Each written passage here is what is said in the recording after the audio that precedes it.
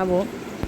তো দই chicken butter দিয়ে বানাতে গেলে কিভাবে বানাতে হয় আর কী করে আমি করি তোমরা পুরোটাই দেখবে, আর আমার রান্নাটা কেমন লাগে সেটা তোমরা বলবে কমেন্টে। তো আমি এখানে মশলার জন্য আদা, রসুন, পেঁয়াজ, লঙ্কা, চালমগজ, দুটো আলমন্ড বাদাম, কাজু বাদাম, টমেটো নিয়ে নিয়েছি। এখানে বাটার আছে, তেজপাতা আছে, লঙ্কা আছে, দই আছে, কাসুরি মেথি আছে, গোলমরিচের গুঁড়ো আছে, আর চিকেন মশলা আছে। তো আমি কিভাবে বানাই তোমরা একটু পুরোটাই দেখো। আমি চিকেন ধুয়ে নিয়েছি, সুন্দর করে চিকেন ধুয়ে নিয়েছি। আমি চিকেনে একটু গরম জল দিয়ে ধুয়ে নিয়ে পরিষ্কার করে সুন্দর করে কেটে বেছে ধুয়ে নিয়েছি। নুন হলুদ দিয়ে আলুটা ভেজে নিলাম সুন্দর করে। আর আলুটা ভেজে নেওয়ার পরে আমি একটু কড়াইতে তেল দিয়ে ওই তেলের মধ্যে আমি জিরে, ধনে, কাসুরি, চালমগজ, কাজু বাদাম, লঙ্কা, আদা, রসুন, পেঁয়াজ, টমেটো সুন্দর করে একটু ভেজে নেব।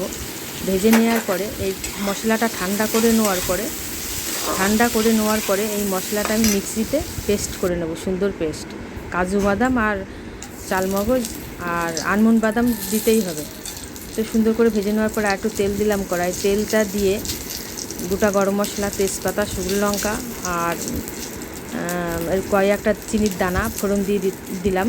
তেলের মধ্যে যদি কয়েক ফোঁটা চিনির দানা দেওয়া যায় তাহলে চিকেনের ঝোলটা কালারটা সুন্দর আসে, তাই জন্য দিয়ে দেওয়া। এবার পেস্ট করা মশলাটা আমি দিয়ে দিলাম। তোমরা তো সবাই দেখলে কী পেস্ট দিয়ে দিলাম। এবার এই পেস্টটা সুন্দর করে মশলাটা আমি কষাবো। মশলাটা যত সুন্দর কষানো হবে চিকেনের স্বাদটা ততটাই বেড়ে যাবে। তো মশলাটা আমি সুন্দর করে কষাবো একটু টাইম নিয়ে। কষানোর পরে যখন দেখবো মশলাটা কষানো হয়ে গেছে, দেখলেই তো বুঝতে পারবো। যখন কষানো হয়ে যাবে মশলাটা, তখন ধুয়ে রাখা চিকেন সুন্দর করে আমার চিকেনটা দিয়ে দেবো।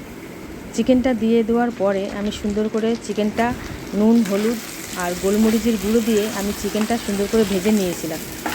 গোলমরিচের গুঁড়ো, নুন, হলুদ দিয়ে চিকেনটা সুন্দর করে বাটার দিয়ে ভেজে নিয়েছি। বাটার দিয়ে ভেজে নেওয়ার পরে চিকেনটা যখন ভাজা হয়ে যাবে তখন আমার ভাজা আলুটা আমি দিয়ে দেবো। নুন আর টক দই, ফাটানো টক দই আছে, সেই টক দইটা যখন আমি দিয়ে দেব তখন আমার আঁচটা আস্তে করে দিতে হবে, পুরো স্টিম করে দিতে হবে।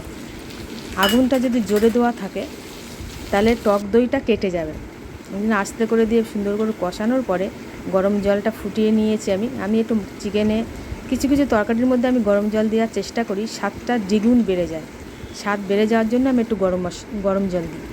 ভেজে রাখা আলুটা দিয়ে দিলাম। আলুটা দিয়ে দেওয়ার পরে কষিয়ে আমি জল দিয়ে দিলাম। গরম জল দিয়ে ফুটে ওঠার পরে সুন্দর করে আমি রান্নাটা করার পরে আমি এর মধ্যে সুন্দর করে কাসুরি মেথি আর চিকেন মশলাটা দিয়ে দেবো।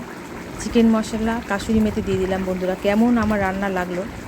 আর অসাধারণ লাগে খেতে। এই রান্নাটা খুব সুন্দর হয়, এই রান্নাটা খেতে। বন্ধুরা, তোমরা কমেন্টে জানিও আমার রান্নাটা তোমাদের কেমন লাগলো, তোমরা একটু বলবে আমাকে।